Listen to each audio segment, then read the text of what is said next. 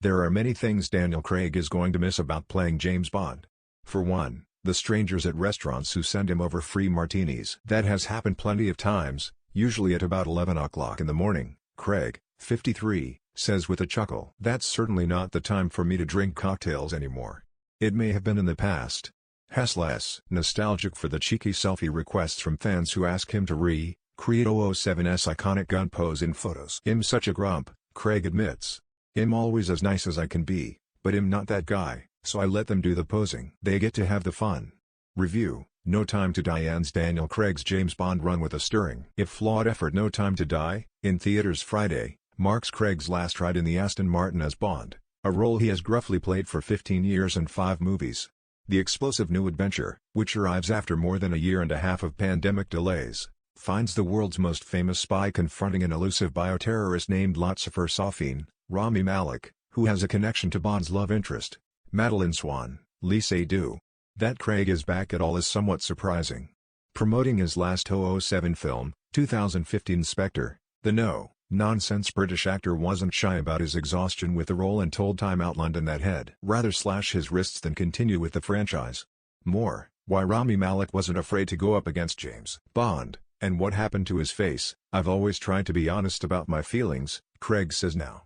"When I started doing Bond, in 2006's Casino Royale, I threw myself into it and was as physical as I possibly could be.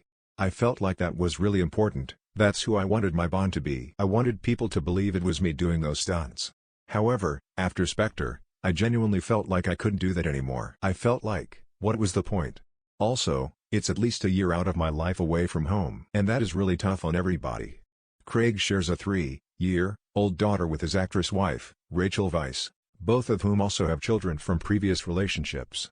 The action star broke his leg during Spectre and then his ankle making No Time to Die, among many other injuries, which took a physical and emotional toll. "That call when I go hi, I got injured, going to the hospital is not a great phone call to make," Craig says. "I didn't feel like I could do it anymore." From 007 to Macbeth, Daniel Craig plots return to Broadway in 2022, but after conversations with producers Barbara Broccoli and Michael G. Wilson about how to tie up loose ends for the character, Craig agreed to one last hurrah for his Bond, who was betrayed by former flame Vesper Lynd, Eva Green, in Casino Royale. "His heartache was an incredibly strong emotion that pushed through the next 3 movies, so I felt it would be good to bring that full circle." In No Time to Die, Craig says, "The love story in Casino is the real mirror to this film," says director Cary Fukunaga. "When Bond and Swan get together at the end of Spectre, it presents the question, how does somebody who's been closed off that long open up to love again?" The women of No Time to Die, Halashana Lynch, Lea Seydoux and Ana de Armas fly into Bond history. Bond's emotional complexity and nuanced relationships with women are hallmarks of Craig's 007 movies, which largely forego the spy gadgets and one-note vixens of past installments for a grittier take on the character. Although Craig has earned largely positive reviews for his performances, his initial casting earned widespread backlash in 2005. Fans called him too short and too blonde to play the iconic spy, who has memorably been portrayed by Pierce Brosnan, Roger Moore, and Sean Connery, the long-running franchise's suave original star. Craig says he can laugh about the criticism now. "I could laugh then, too. I mean, what was I going to do? Go out and punch someone?" Craig says, "The only thing I could do is make a good movie. I'm not on social media and I'm glad that didn't really exist back then. All that sort of online stuff, I didn't really understand. I read it and was like, this is heavy. But I understood it, you know." People are passionate about Bond movies. This summer, Craig shot the star-studded sequel to the 2019 murder mystery Knives Out, and Hell returned to Broadway next year in a production of Macbeth starring Ruth Negga, passing.